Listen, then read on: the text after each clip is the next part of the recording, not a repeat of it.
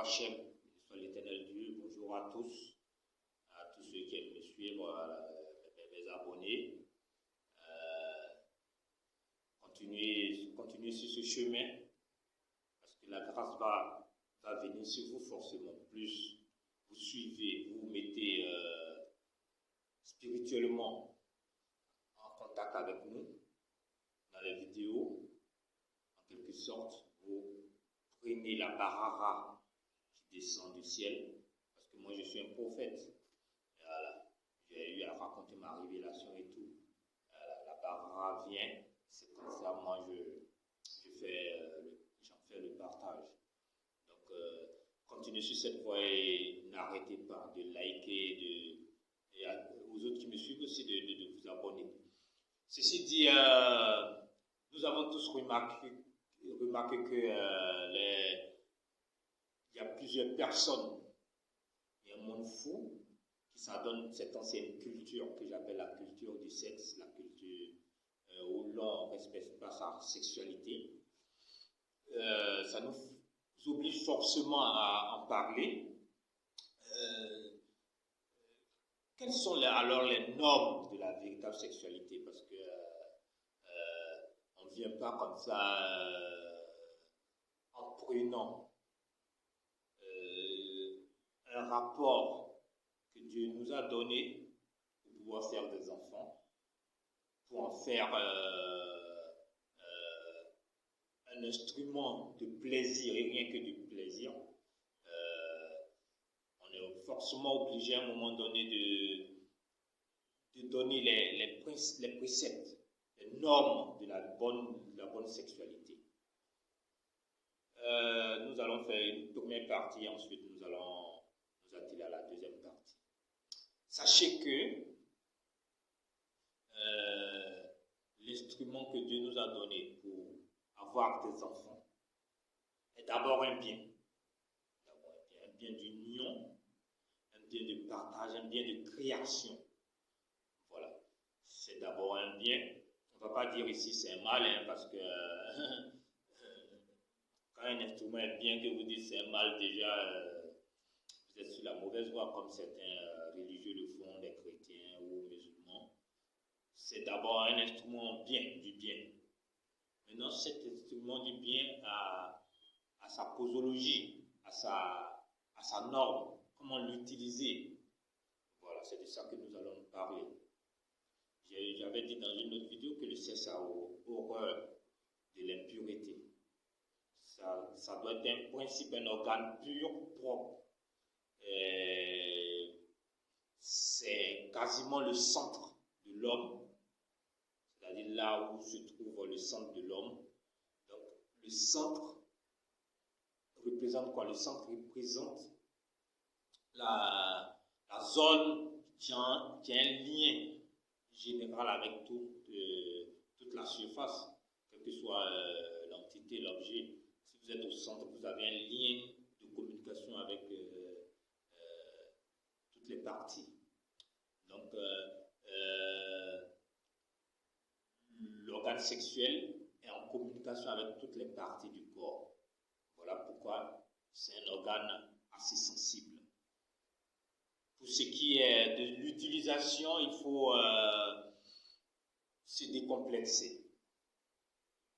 Moi, j'ai toujours dit, c'est parce que l'homme a essayé de toucher à son architecture intérieure qu'il n'arrive pas à reconnaître le véritable plaisir, qu'il confond le plaisir à ce qui est obscène. Parce que c'est ce qu'on constate, les gens aiment l'obscénité plus que... Ils pensent que c'est dans l'obscénité qu'ils ont du plaisir, alors que ce n'est pas cela. Les choses sont déjà organisées dans une unité. Le plaisir des organes, oui, mais pour avoir des enfants, pour être sur ce chemin, si ce n'est pas sur le chemin, au moins le déterminisme qui va vous influer va être un déterminisme au niveau de l'affection, de l'amour. Il faut avoir quand même un niveau d'affection, que ce soit l'homme, que ce soit la femme. Voilà. Ça fait que dans la norme des comportements, vous n'allez pas chercher ce rapport simplement parce qu'on vous donne de l'argent. Vous comprenez? Voilà. Dans l'autre vidéo, dans une de mes vidéos, j'avais dit comme ça que l'attribut de l'homme, c'est le pouvoir. C'est-à-dire Dieu a créé l'homme parce qu'il voulait que le principe du pouvoir soit en exergue, en exercice dans l'existence. Je ne sais pas si je me fais comprendre. Quand on crée un être, on lui donne un attribut pour que cet être développe l'attribut dans toutes les dimensions, que ce soit supérieur ou inférieur, qu'on puisse avoir. Voilà pour qu'on crée un être. Il a créé l'homme pour que l'homme puisse exercer le pouvoir dans toutes les dimensions qui puissent être.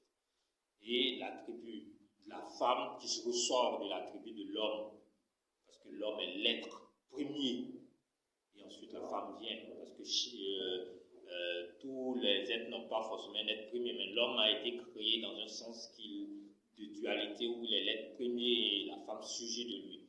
La Bible en parle, dans la Genèse, on a tiré la femme de l'homme. Et donc c'est à partir de l'attribut de l'homme qu'on crée l'attribut de la femme. L'attribut de la femme, vous le connaissez, les gens en parlent souvent, quelle que soit la mystique ou le monde qui est concerné, c'est l'attribut de la femme, c'est l'amour. Voilà. Quand Dieu créait l'homme, il a dit que oui, je vais créer un être qui va t'aider. Aider renvoie au mot amour en réalité, parce que vous ne pouvez pas aider quelqu'un s'il n'y a pas en réalité de l'amour en vous, ou alors vous faites du faux, vous comprenez. Voilà. Donc elle était censée aider l'homme, ça renvoie à l'amour. Et après, Dieu a dit à la femme qu'elle va suivre le mouvement de l'homme. On ne suit le mouvement de quelqu'un que dans l'absolu, que quand on a de l'amour. Sinon, si ce n'est pas la force, la personne peut s'asseoir à un moment donné. Et quelle que soit la mort, mais il n'est pas votre esclave. Vous comprenez, il peut mourir, mais il n'est pas votre esclave. Voilà. Ça revient à la norme, comme je le disais, de la sexualité. L'homme est un être du pouvoir, cherchera du pouvoir. Je l'ai déjà développé dans une de mes vidéos, vous allez le rechercher. Et la femme, elle est censée montrer de l'amour, elle est censée,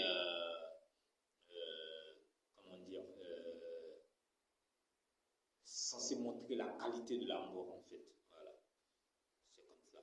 Elle est censée inspirer l'amour, et l'homme est censé inspirer le pouvoir.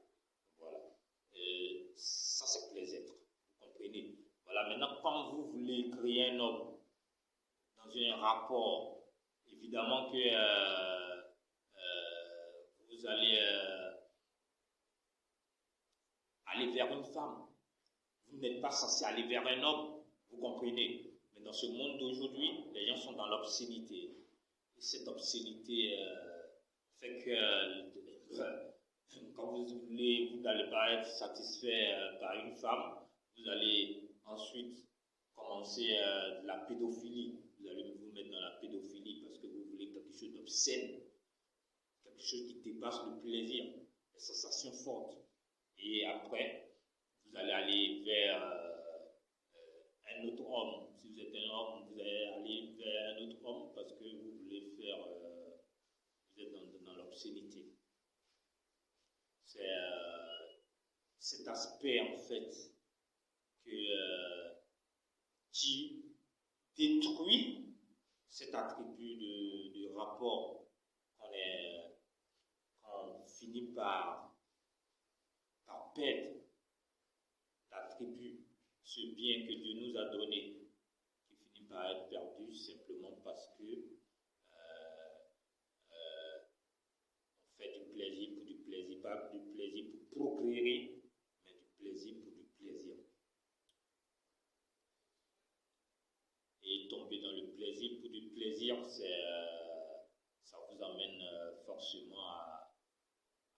perte.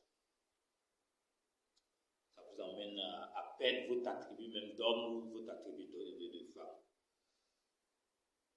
C'est important de le savoir. C'est ce qui va poser les bases de la norme, de la règle du jeu entre l'homme et la femme.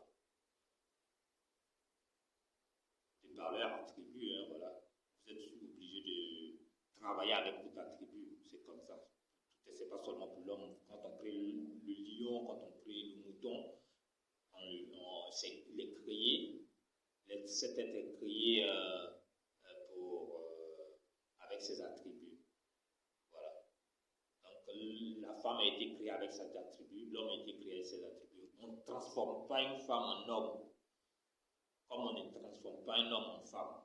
Parce que le faire déjà, c'est tuer l'homme, c'est tuer la femme, vous comprenez? Parce que vous touchez à leurs attributs, quelle que soit la situation. Voilà, pas besoin de faire de clonage et tout, après transformer les gens en hommes et en femmes et tout. C'est mauvais, ça va tuer votre attribut. Même celui-même qui fait de telles créations, ça va le tuer à un moment donné, sa propre progéniture. Ça ramène à la pureté de l'action. Moi, je ne vais pas faire le puritaniste. Je ne vais pas faire le puritanisme pour dire, oui, allez séparer tout. Non. Il y a des règles du jeu. Dans la Bible, c'est indiqué. Vous comprenez? Quand on vous dit que quand vous avez un rapport, vous devez aller vous laver, vous nettoyer. C'est des règles du jeu. Vous comprenez? Dans la Bible, on ne va pas vous dire non, n'ayez pas de rapport sexuel, restez dans un puritanisme. On ne va pas vous dire ça forcément. Mais vous-même, vous développez en vous le fait que le rapport sexuel est forcément un rapport qui emmène vers une impureté. Voilà pourquoi on vous dit d'aller vous laver pour enlever l'impureté sur vous. Vous devez l'avoir en conscience. Et les femmes, comme elles ont de l'amour en elles, elles ont forcément leur déterminisme qui les pousse à ne pas commettre de ne pas aller dans la sexualité juste pour la sexualité, puisqu'elles vont penser à amour à un moment donné. Voilà. Et ça pose les règles du jeu. Donc il faut laisser les femmes dans leur attribut de ne pas vouloir aller au sexuel. C'est bien. Et comme ça, elles influent l'homme. Ça fait qu'il y a des hommes qui peuvent devenir des véritables sérieux, entre guillemets, pour la sexualité, puisqu'ils ont l'attribut de la femme qui va les influer.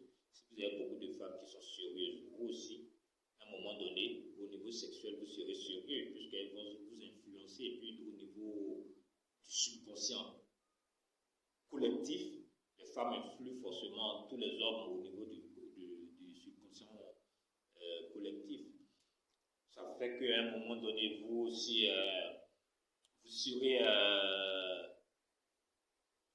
forcément dans l'abstinence du sexe facile. À un moment donné, vous serez dans l'abstinence du sexe facile parce que vous êtes influé par cet attribut féminin et ça vous donne un sérieux. N'allez pas vers quelqu'un si vous n'avez pas d'attirance. Voilà. En un mot, n'allez pas dans un rapport sexuel si vous n'avez pas d'attirance. C'est très très sacré. Vous comprenez? C'est très sacré. Vous voyez un physique qui est mince, vous n'aimez pas les physiques minces. N'allez pas dans un rapport sexuel avec des gens qui ont des physiques minces si vous n'aimez pas les physiques minces. Si vous aimez les physiques minces, vous pouvez aller au mariage, mais d'abord chercher à apprécier le physique mince que vous aimez. Vous comprenez? Si vous ne faites pas comme ça, c'est là que le grand péché commence à vous